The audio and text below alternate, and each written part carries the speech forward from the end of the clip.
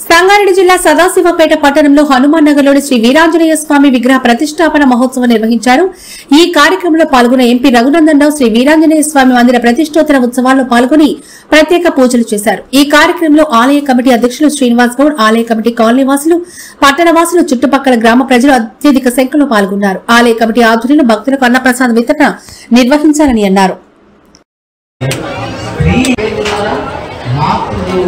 గౌరవ పూజ్యులు పెద్దలు వేదికను ఆశీనులైనటువంటి వివిధ మఠాల నుంచి వచ్చినటువంటి మఠాధిపతులు, పీఠాధిపతులు, పెద్దలు, పూజ్యులు, బర్బీపూర్ నుంచి వచ్చినటువంటి గురుతుల్యులు, అదే రకంగా నారాయణఖేడ్ ఆశ్రమం నుంచి వచ్చిన పెద్దలు, ఇతర పెద్దలకి ఈ కార్యక్రమంలో కొద్దిమంది మాత్రమే స్టేజ్ మీద కనబడతా ఉంటారు.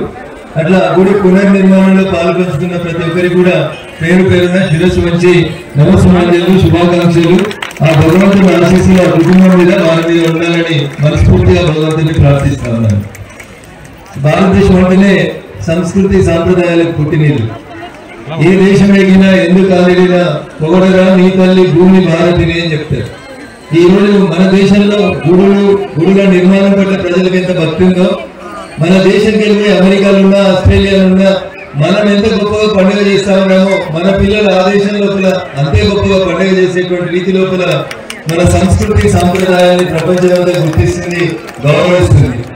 ఆఖరికి ఇస్లామిక్ దేశాలని చెప్పుకుంటున్నటువంటి సౌదీ అరేబియా లాంటి దేశాలు కూడా మన ప్రధాని మనందరి ఆశీస్సులతో ఈ దేశానికి మూడోసారి ప్రధానమంత్రి అయినటువంటి నరేంద్ర మోడీ గారు ఒక మాట చెప్తే సౌదీ అరేబియా లోపల కూడా అంత గొప్ప దేవాలయ నిర్మాణం జరుగుతా ఉంది. దీనికి అంతటి కారణం ఏంటంటే నేను వచ్చే జనరేషన్స్ కి ఎట్లా అందించాలి, హాయ్ మమ్మీ హాయ్ డాడీ నుంచి మన సంస్కృతి సంస్కారాలను తిరిగి వెనక్కి తీసుకురావాలంటే ఏం చేయాలి.